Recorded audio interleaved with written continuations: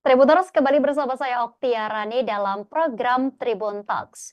Angka kematian ibu atau AKI di Indonesia masih terbilang tinggi. Penyebab kematian ibu salah satunya adalah kekurangan energi kronis atau KEK.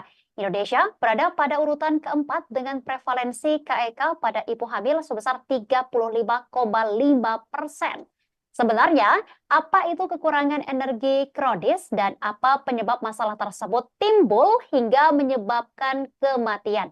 Untuk membahas itu semua kita sudah terhubung secara virtual dengan dokter spesialis gizi klinik dari Dokter Adaku, Dokter Luciana B. Sutanto, Magister Sains Spesialis Gizi Klinik.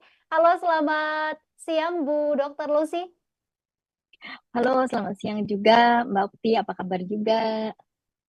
Aku sangat semangat sekali nih Bu Dokter karena kita akan membahas sesuatu yang menyebabkan kematian pada ibu hamil ya Bu Dokter ya. Benar. Baik, Bu Dokter sebelum kita lanjut nih tentang permasalahan ini sebenarnya KEK ini atau kekurangan energi kronis ini apa sih Bu Dokter? Boleh dijelaskan terlebih dahulu Bu Dokter? Baik, jadi KEK atau kekurangan energi kronis yang terjadi pada ibu hamil ini sebenarnya adalah bentuk malnutrisi atau kurang gizi yang berlangsung lama. Nah, kalau di layanan-layanan kesehatan itu biasanya untuk menilainya menggunakan pengukuran lingkar lengan atas atau pada perbandingan berat badan terhadap tinggi badan itu pada saat sebelum hamil itu kurang dari angka yang dianjurkan. Jadi sangat kurus dan dengan asupan yang kurang. Itu kira-kira apa itu definisinya? Mhm. Bu Dokter berarti ini apakah bisa langsung kita lihat kah atau kita langsung bisa ukur kah Bu Dokter? Bagaimana Bu Dokter? Iya, jadi kita bisa mengukur dengan lingkar lengan atas ya. Kalau lingkarannya itu ukurannya di bawah dua Mhm. puluh tiga setengah Oke. atau indeks massa tubuh ya. Indeks massa tubuh itu Mhm. adalah rumus perbandingan berat badan terhadap tinggi badan. Rumus ini sudah banyak dikenal masyarakat ya. Oke. Jadi sangat mudah mengetahuinya. Nah, pada saat sebelum hamil itu angka perbandingan berat terhadap tingginya kurang dari 18,5 ini Mhm. masuk dalam kekurangan energi kronis. Mhm. Bu Dokter, tadi Bu Dokter sempat sampaikan bahwa masalah ini timbul karena asupan gizi yang kurang. Sebenarnya Benar, penyebab kurang utamanya makan. ini penyebab Ya, utamanya ini apa sebenarnya sih Bu Dokter?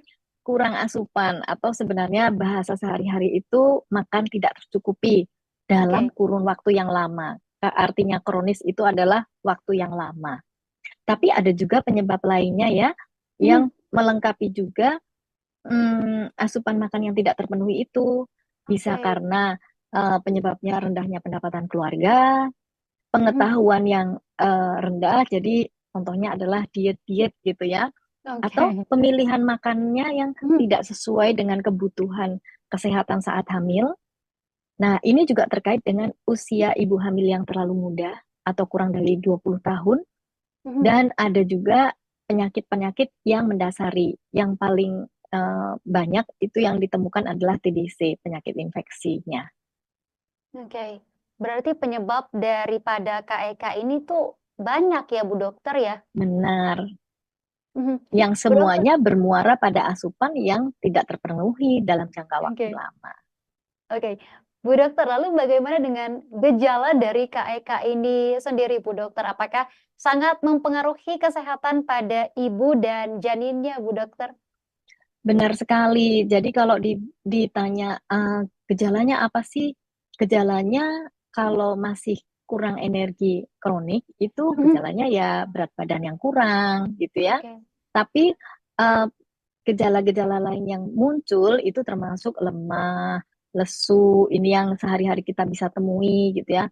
Eh, Sering sakit karena kurang energi kan, kurang energi kronik itu gampang sekali akan sakit ya. Sedangkan Mhm. sakit juga menyebabkan kurang energi kronik. Nah, kalau kita bicara mengenai gejalanya, mungkin akan lebih mengkhawatirkan kalau sudah muncul dampaknya ya. Oke. Mhm. Bu Dokter lalu, Nah, berbicara soal dampak nih, apa saja sih dampak dari mm-mm. Kak Eka ini Bu Dokter? Dampak yang bisa ditemukan pada yang terjadi pada janinnya, yaitu Mmm, bisa lahir mati, oke. berat badan lahir rendah. Ini angkanya juga masih cukup perlu di ini ya, perlu Mhm, dikoreksi gitu ya. mhm, Kemudian wasting adalah kurus, stunting adalah pendek. Jadi stunting ini juga disebabkan salah satunya oleh kurang energi kronik. Dan mhm, eh, dan dampak lain yaitu keterlambatan perkembangan, termasuk gangguan kecerdasan ya, dan oke. bisa menimbulkan kecacatan pada janin. Ini kalau pada bayi atau janin. Mhm. Bu Dokter ini menarik Dan sekali. Mhm, mhm. kalau boleh melanjutkan ya Boleh, sekalian silakan Bu soalnya Dokter. pada akibat pada ibu juga tidak Mhm, kalah mengkhawatirkannya ya, karena oke. ini menyebabkan komplikasi diantaranya anemia, preeklamsi. Anemia kita tahu ya, eh, apa, hmm, hemoglobin yang rendah Mhm, atau sel eritrosit yang pucat atau yang jumlahnya kurang, bisa mhm, preeklamsia atau keracunan kehamilan, dan ini cukup mengkhawatirkan ya. oke. Kemudian adanya perdarahan saat hamil ataupun saat melahirkan. Kemudian hipertensi, keguguran, dan kematian pada ibu. Nah, tadi sudah dibahas oleh Mbak Okti ya di awal ya. Mhm, mhm. Bu Dokter, lalu bagaimana cara kita atau langkah-langkah nih untuk pencegahan yang dapat diambil nih untuk mengurangi resiko adanya KEK ini pada ibu hamil, Bu Dokter? Nah, tentu saja langkah-langkah pencegahannya itu bercermin pada penyebabnya ya. Jadi Mhm, asupan makan harus terpenuhi. Eh, Terpenuhinya itu kalau pada ibu hamil itu sesuai dengan eh, usia kehamilannya. Jadi saat kapan kebutuhan nutrisinya itu tinggi, saat kapan tidak. Karena terus terang untuk pemberian nutrisi ini tidak bisa dirapel. Misalnya, mhm, beratnya kurang, terus ayo dikebut makan banyak gitu. Atau udah kebanyakan terus dikurangi. Itu tidak bisa begitu. Jadi paling mudah adalah menggunakan grafik yang ada di buku Kesehatan Ibu dan Anak ya, bukunya mhm, warna pink, itu bisa di-download di internet secara gratis. Itu udah dipublikasi oleh Kementerian Kesehatan. Nah, ini mengenai asupan. Kemudian tentu saja edukasi gizi yang baik ya. mhm, Jadi banyak anjuran-anjuran gizi yang di buku pink itu, di buku pink atau buku kesehatan ibu dan anak itu juga ada di situ. Dan oke, untuk hari Minggu yang akan datang, dokter anakku bersama dengan dengan eh, tenaga tenaga ahlinya itu mhm, mengadakan webinar untuk dokter dan mhm, bidan untuk mhm, mengenai bagaimana memberikan nutrisi yang baik pada eh, ibu hamil dengan KIK atau eh, kurang energi kronis ini. Nah, ini edukasi gizi ini penting sekali. Tidak hanya untuk tenaga kesehatan, juga harusnya disampaikan sampai kepada ibu hamilnya ya, dan mhm, masyarakat pada umumnya. Tentu saja diharapkan dengan peningkatan pendapatan keluarga itu juga akan uh, ada bagian yang terselesaikan juga. Kemudian ini juga sangat penting ya, umur ideal ibu hamil itu juga uh, tidak kurang dari 20 tahun, karena ini oke, sangat penting untuk kematangan si ibunya sendiri, dan juga pencegahan penyakit infeksi. Ini sudah dilakukan oleh pemerintah sebenarnya sih, tapi mhm, marilah kita masyarakat juga bersama-sama mensukseskan hal ini oh, itu. mhm. Berarti harus masyarakat juga harus ikut terbuka ya Bu Dokter ya? Iya, dan terima kasih sudah mengadakan Tribun Talks, itu sudah membahas hal ini juga. Ini kita berharap juga ini bermanfaat untuk edukasi masyarakat gitu ya, Mbak Tia. Mhm. Hmm, Bu Dokter, kita kembali lagi terhadap jenis makanan dan nutrisi nih Bu Dokter. Sebenarnya apa Mm-mm. sih yang perlu diperhatikan terutama untuk ibu hamil ini Bu Dokter? Iya, pertama adalah tercukupi zat gizi. Tercukupi zat gizi itu baik kalori, Mhm, protein, lemak, karbohidrat, vitamin, dan mineral. Jadi oke. semuanya tercukupi. Dan anjuran makannya itu bervariasi, tidak hanya Mhm, itu-itu saja. Tidak perlu menghindari satu makanan karena ketakutan gitu ya, terus tidak mengkonsumsi makanan itu. Justru makanan itu akan saling melengkapi kalau dikonsumsi secara bervariasi. Dan konsumsi makanan itu harus disesuaikan dengan usia kehamilan. Di mhm, 3 bulan pertama tidak perlu makan sangat banyak karena pertumbuhan janin juga tidak sangat besar. Tetapi ini oke. penting untuk yang sudah eh, terdeteksi kurang gizi Mhm, supaya mengonsumsi makanan selain untuk janinnya juga untuk ibunya. Jadi ibunya juga perlu oke. naik berat badan di saat ini. Tapi untuk yang sudah kegemukan, meskipun saat Mhm, ini kita membahasnya KIK ya, tapi iya. ini sekalian nitip Mhm, mhm, bahwa untuk yang obesitas tidak perlu makan banyak di 3 bulan pertama. Tetapi variasi makanan yang lengkap gizi itu penting sekali. Kemudian di 3 bulan kedua dan ketiga itu baru kebutuhan gizi, kebutuhan kalori itu lebih tinggi. Dan kelengkapan gizi ini penting sekali. aha, Pemerintah sudah memberikan suplemen tablet tambah darah ya, yang isinya adalah zat besi, folat, dan kelengkapannya B12 ini. Tetapi sayang sekali setelah diberikan itu tidak dikonsumsi 100% gitu. Masih mhm, banyak ibu hamil yang tidak mengonsumsi. Mungkin alasannya karena tidak rasanya itu seperti rada amis sih sebetulnya memang mhm, karena itu ada mineralnya ya mungkin perlu dikonsumsinya supaya tetap bisa dikonsumsi yaitu sesudah makan jadi lambung rasanya lebih nyaman gitu.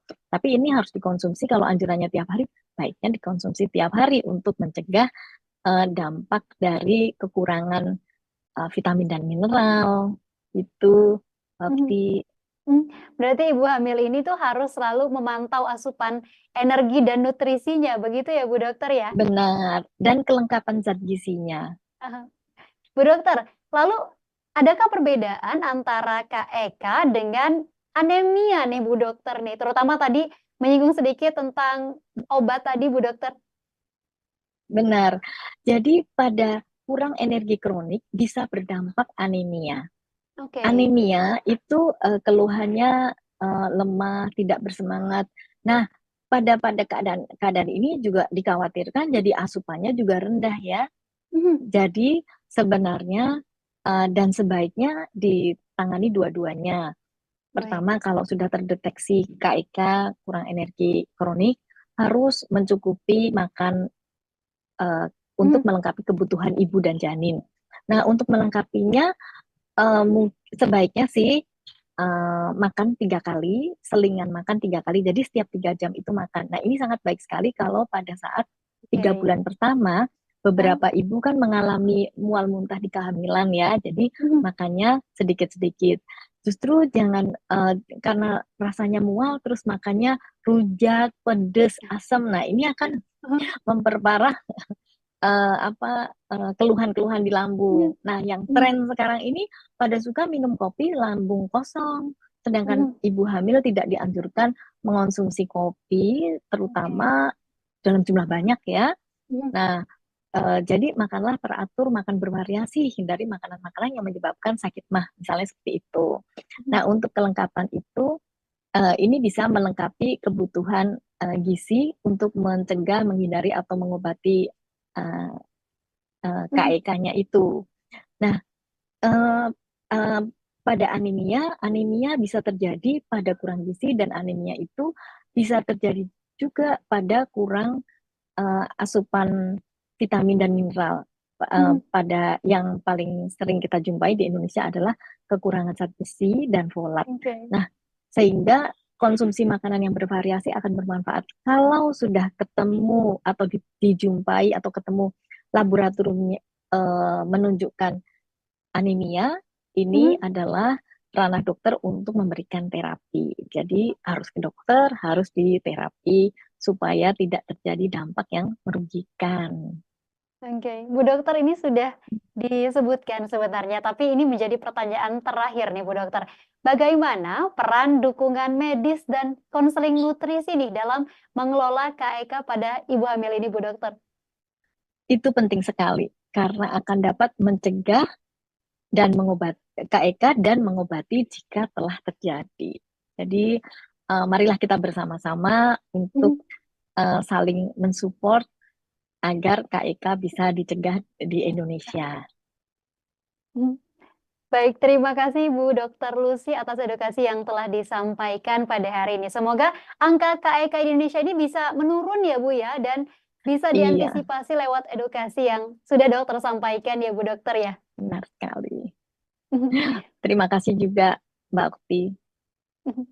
Baik, untuk Tribuners yang ingin lebih lengkap mengetahui tentang masalah energi kronis ini, khususnya para bidan dan dokter umum, bisa bergabung melalui webinar yang tertampil dalam slide berikut.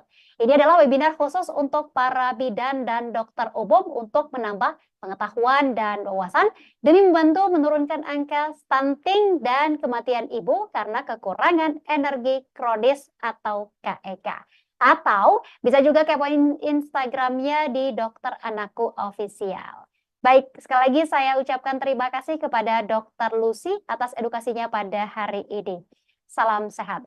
Tribuners, itu tadi perbincangan kita terkait dengan kekurangan energi kronis pada ibu hamil. Saksikan terus informasi menarik lainnya hanya di kanal YouTube Tribun News Bogor. Saya Oktiarani dan kru yang bertugas pamit, sampai jumpa.